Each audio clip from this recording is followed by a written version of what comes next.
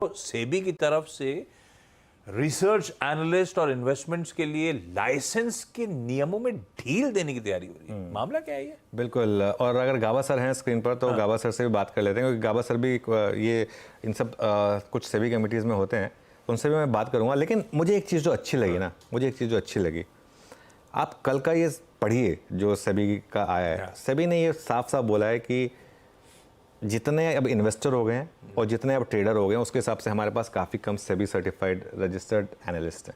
हाँ। और ये एक मैं सेबी को कंग्रेचुलेट करूंगा, माधवी जी को ख़ास तौर से, क्योंकि जब भी मेरी उनसे मुलाकात हुई उन्होंने हमेशा इस चीज़ को बोला है कि नहीं, हम इस पर विचार कर रहे हैं। हाँ।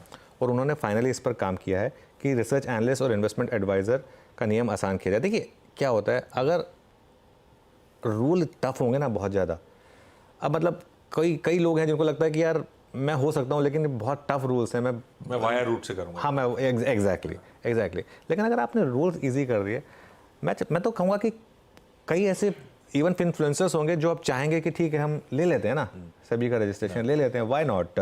तो एक तो पोस्ट ग्रेजुएशन के बजाय अब ग्रेजुएशन, ये एक रूल हो सकता है, उसमें हो सकता है।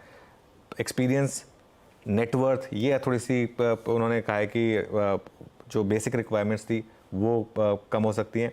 आईए और आरए दोनों ट्रेडिंग कॉस्ट दे सकते हैं, ये एक बड़ी चीज़ होगी। आईए और आरए दोनों लाइसेंस ले सकते हो आप, ये भी एक अपने आप में एक बड़ी चीज़ है।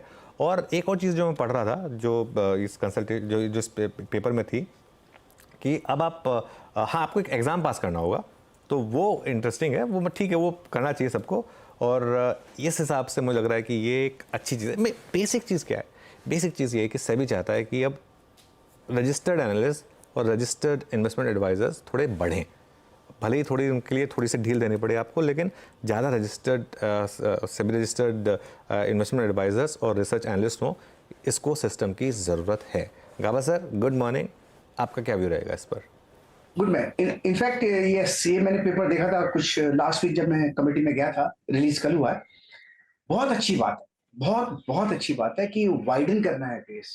एक बार बेस वाइडन हो जाता है, कंट्रोल तो हम फिर भी ला सकते हैं। लोग आ नहीं रहे थे, रिसर्च एनालिस्ट कोई सर्टिफिकेट ले नहीं रहा था, रजिस्ट्रेशन हो नहीं रहा था। अब इससे काफी लोग रजिस्टर हो जाएंगे, कंट्रोल तो हम कभी ला सकते हैं, और कंट्रोल्स काफी अच्छे हैं। एक बात मैं आपको क्लियर कर दूं, अभी सभी को बता दूं, सेबी का जो रूल्स रेगुलेशन जो भी आते हैं नियम, वो सिर्फ इन्वेस्टर के हित में, ट्रेडर्स के हित में, और कोई उनके सामने नहीं। हाँ, सिर्फ एक ही बात का थोड़ा दिक्कत है कि मैंने थोड़ा रेसिस्ट किया था, वो था कि केवाईसी के लिए रॉन्ग्स फॉर आरए, कि हम क्लाइंट से बात भी नहीं करते। It's like of the shelf, Colgate push ले लिया या कोई दूसरा, एक हम जैसे सुपर मार्केट में जाते हैं तो हम ले लेते हैं एक प्रोडक्ट, तो नॉर्मली हमारे वेबसाइट पे लोग आकर प्रोडक्ट ले लेते हैं, तो उसके लिए केवाईसी दिक्कत होगी। खाली इतना ही मैंने रिक्वेस्ट किया था उनको, वो फिलहाल माने नहीं है, लेकिन उस पर थोड़ा और रेसिस्टेंस करूंगा मैं काफी हद तक। बाकी otherwise is beautiful, absolutely beautiful, सिर्फ इन्वेस्टर के लिए और ट्रेडर्स के हित में और कुछ नहीं। उनका एब्सोल्युटली फोकस वेरी क्लियर है। इनफैक्ट आई एम ग्लैड कि बहुत अच्छा काम कर रही है। चलिए, बहुत बढ़िया है। ये है सेबी का बढ़िया सा कदम, जिस पे अभी डिस्कशन हुआ। पैनल दिख ही रहा था आपको, रख दीजिए फिर पैनल को स्क्रीन पे और लाइए टॉप कॉल्स का स्टेज।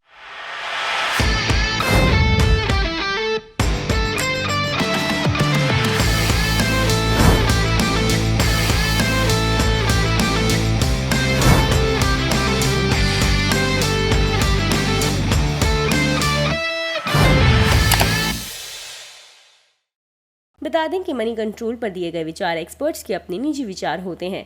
वेबसाइट या मैनेजमेंट इसके लिए उत्तरदायी नहीं है। यूजर्स को मनी कंट्रोल की सलाह है कि कोई भी निवेश निर्णय लेने से पहले सर्टिफाइड एक्सपर्ट की सलाह लें।